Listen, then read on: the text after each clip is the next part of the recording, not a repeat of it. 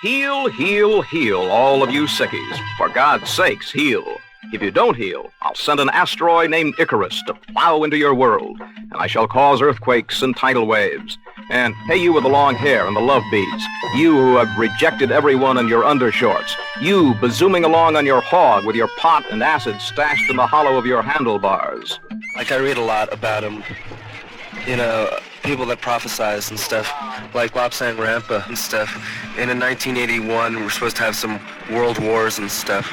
But by the year 2000, everything's supposed to be better and stuff. And so I'm just out here getting my mind and stuff ready for it. When I came out here, I learned about Icarus and stuff, and I stuck around because it sounded plausible, the possibility that a few minute calculations off and the asteroid would have hit and stuff. Here we are in the mile-high city, Boulder, Colorado, where cars containing groups of hippies, presumably loaded with STP, have been winding their way up the slopes of Sugarloaf Mountain in an attempt to escape the possible influences on our planet of the asteroid Icarus. We are talking now with one of these presumably paranoid pilgrims. Hello there. Hi. And how are you today? Hi. Oh, you are? Man, I'm so high my beads are popping. Well, how do you feel about all this? Drug, man. Are you concerned about the end of the world coming? No, man. I've been there, and nothing's happening, man. What are you doing? Man, I'm just trying to breathe. Oh, well, what do you think about Icarus? Well, I hear it's going to be a groovy light show, man. Well, are you afraid it's going to hit Earth? The scientists say it won't come any closer than 4 million miles. Well, man, I've been up 4 million miles, and I came down to Earth. Wow. Did I crash, man? What a bummer. Bad karma, man. Bad karma. Well, how are you prepared for this event, in case you have to stay up here for a while? Well, man, I have all my buttons, my bongos, a book of Indian lore, a fresh change of sandals, my chick, my bike, my papers, my key. Yeah, getting back to your reasons for being here, are you sure that Boulder is high enough? I mean, that you'll be protected here? Well, man, like it says on my new button, be bolder in Boulder. Who's afraid of the end of the world? End of the world, end of the world. Who's afraid of the end of the world? Icarus, Nicarus, who are you? Who's afraid of the end of the world? End of the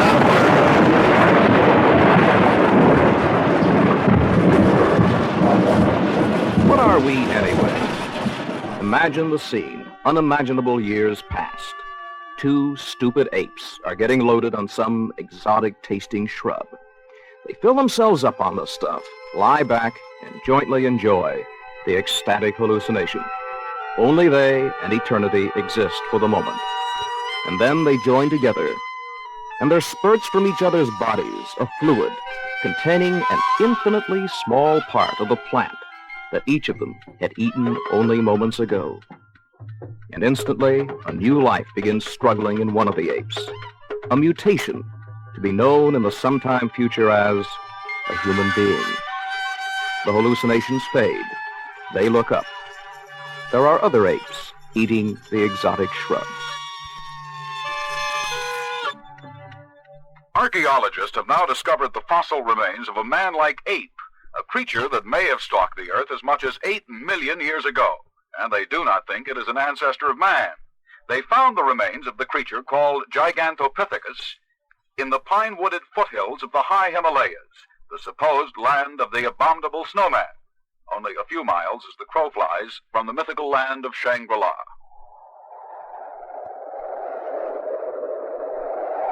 For the record, sir, you are an abominable snowman, is that correct? I do not like the term, but for the sake of clarity, I will accept it. Thank you. And now, what can you tell us about the creature, Gigantopithecus? I prefer that term, Gigantopithecus, much better than being labeled abominable. Are you suggesting, sir, that they are one and the same? I should think that would be obvious. Am I not of the species myself? I admit that you appear to be, which raises quite a number of questions. I'll answer them, but I warn you that your fellow humans simply will not accept my existence. They'll say that this tape recording is a clever fake. Never mind that. Remember the examples of Charles Darwin and Scopes the schoolteacher. Stop feeding my paranoia, you blasted ape. If you're so smart, why do you hide out here in the Himalayas like some animal? Because the ancient scrolls had warned us that the age of man was imminent. Do you mean to say that you fear man? Don't you? Well, for a blasted ape, you ask some penetrating questions. Now tell me, how can you apes survive in this mountain wilderness? It is written that this earth's highest peaks hide many a peaceful valley. Getting back to nature does not always mean reverting to savagery. But you don't have any of the modern conveniences, surely. You men know so little of our simian culture. We have everything we need. But those things cost money. Now, how do you creatures manage that? We find odd jobs here and there, and many of us are now working in motion pictures. Motion pictures? That's absurd. You expect me to believe that? May I suggest you see a film called Planet of the Apes, now playing citywide. Oh, you mutated apes, do you feel guilty about your mutation? Do you now wish to return to the ease of unthinking and swinging? Revert, revert, revert. Kill enough and you can revert. Stockpile your inventions for finally reverting. Save them like blue chip stamps for your big reward. Cash them in only sparingly at your nearest redemption store. Saigon, Newark, Prague, Oakland. A judge in San Francisco has ordered the release of Eldridge Cleaver, Minister of Information for the Black Panther Party. Cleaver, the author of Soul on Ice, was charged with a parole violation after being arrested in an Oakland house where a shootout had occurred between Panthers and police. One of the Panthers, 17-year-old Bobby Hutton, was killed. The judge today charged that Cleaver was a political prisoner. Cleaver's wife, Kathleen, attended the proceedings in San Francisco today and afterwards commented to news. Eldridge kept his cool when the judge said set him free. He wondered what the jailer meant by that smile. He was glad to be outside, but still he was not free. And the jailer said, I'll see you after a while. He's paid lots of dues, and oh, what a price. And still they try to keep his soul on ice. With her hair of fine spun ebony and her skin of molten gold,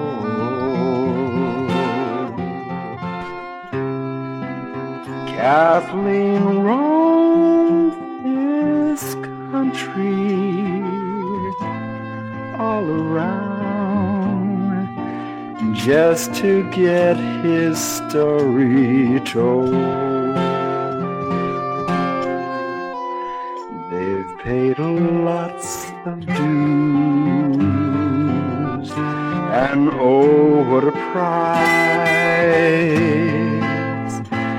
But no one can ever keep their soul on ice.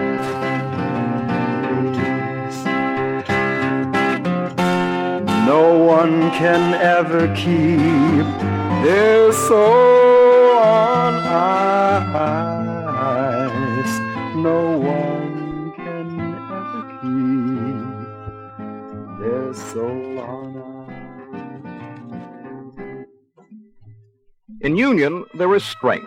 Thus spake the law. A law unobeyed. Kill the uniter.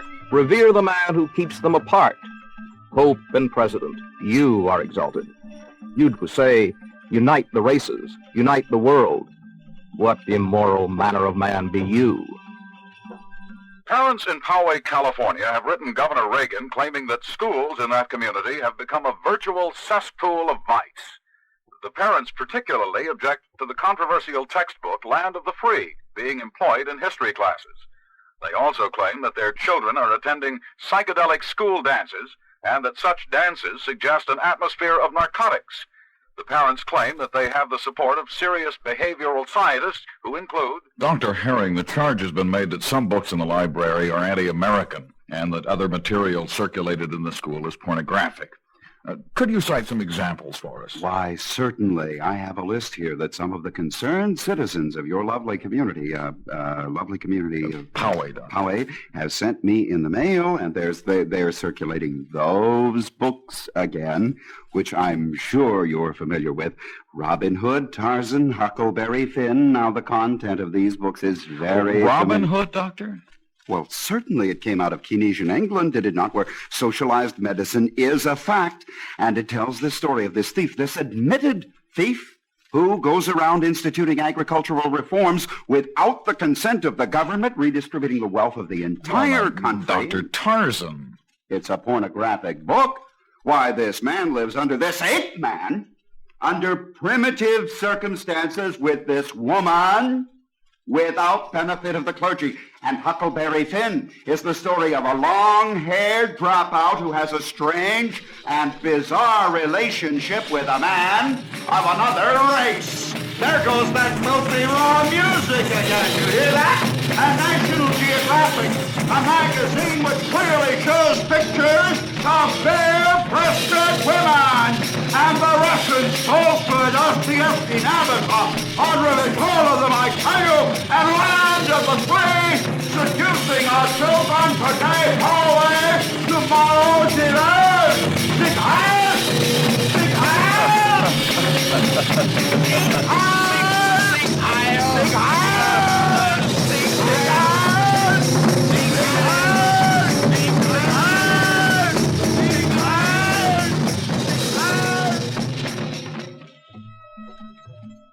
And coming soon, too soon, the greatest show on earth. Pretty, near-naked girls dancing atop muscular horses, death-defying acts, high-wire acts, and the freak show. The Republican National Convention opens today in Miami, while in Chicago, the threat of a telephone strike remains. The fog-bound republic careens in confusion. The ship of state's rigging is out of our hands. The puppeteers still will allow no intrusion, and the boys in the back room still shout their commands.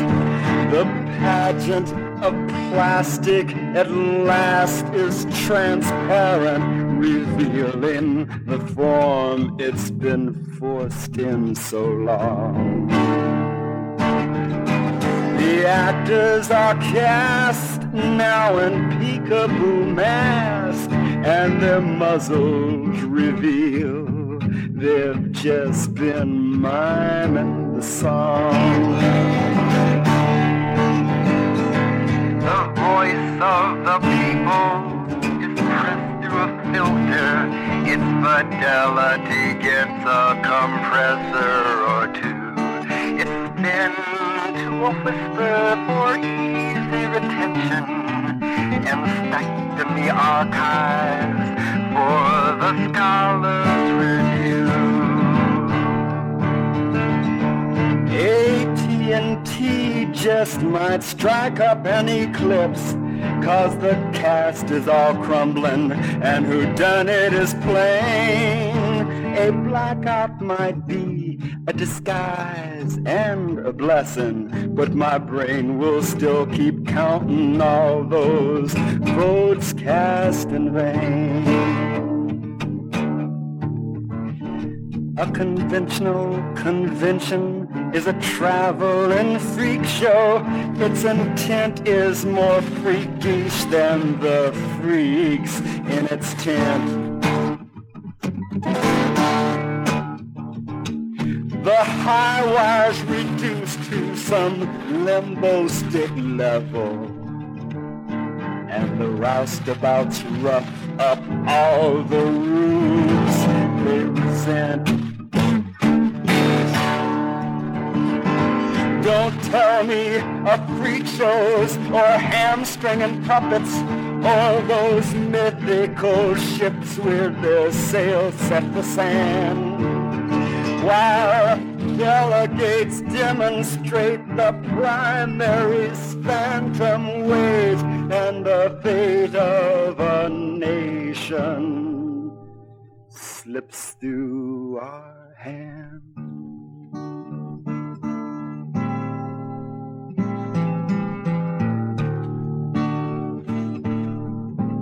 Richard Nixon has chosen Maryland Governor Spiro Agnew to be his running mate.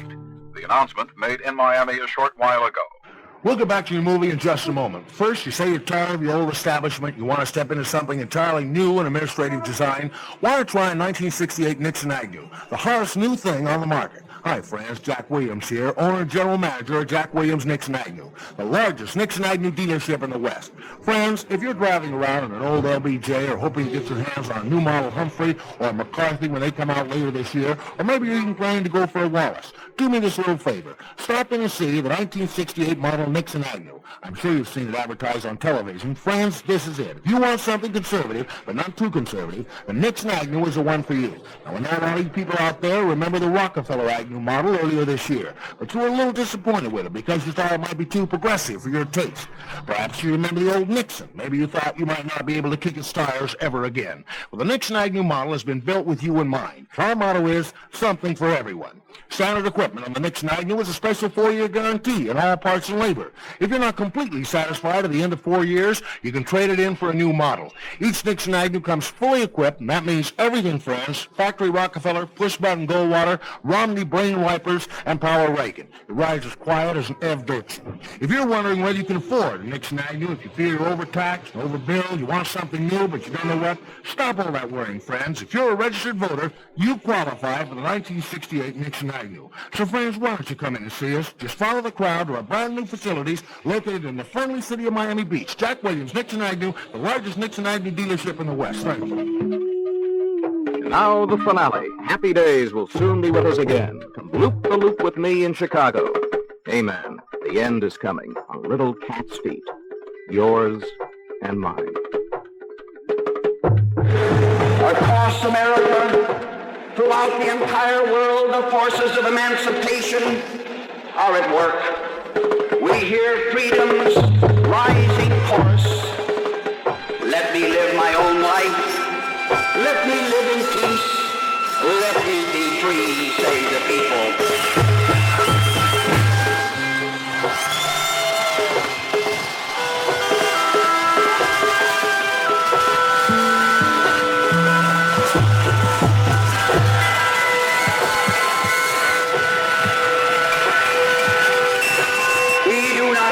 Police state, but we need a state of law and order. And the police came in, swinging their clubs, beating kids bloody, shoving them into the paddy wagon, kicking them, knocking them down, slamming them against the car, and abusing them in a way that you would expect to see in fascist Germany or in Italy during the Second World War, perhaps maybe in Prague today. This is America, land of the free, home of the brave. What do you think of that?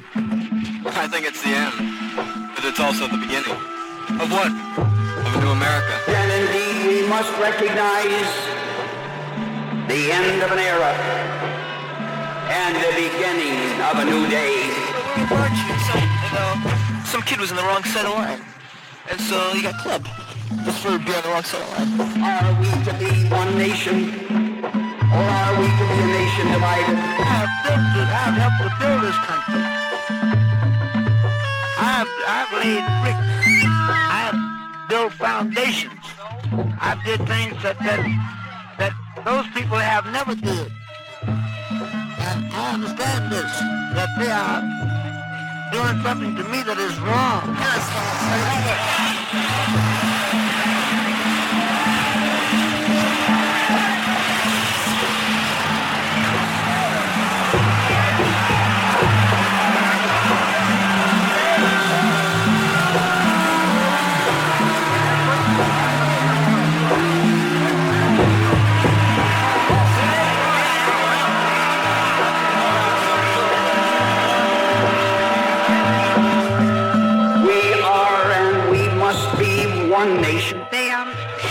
started to hit the kids. And it was, United by liberty and justice for all. All they wanted was blood. They just take their club and swing it. One nation under God, indivisible.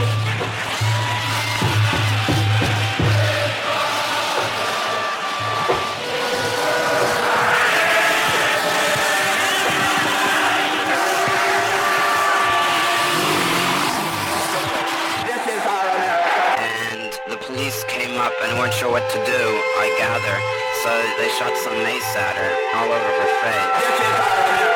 Policemen and hundreds of National Guards, their jeeps with barbed wire and machine guns around the corner back here, and guys carrying submachine guns. I mean, you don't carry that kind of stuff unless there's a chance you're going to use it. This is our America. The difference between this and Prague was that in Prague you can paint swastikas in the tanks, and here you better not try. This is our America. This is a revolution. This is not a game. This is our America. The least orderly element here in society now is the police. This is our America. And as soon as the cops get us, so nobody can see, it's gangbusters are gonna kill us. This is our America. Living in a world of a savage world. Let those who believe that our cause in Vietnam has been right, or those who believe that it has been wrong, agree here and now that neither vindication nor repudiation will bring peace.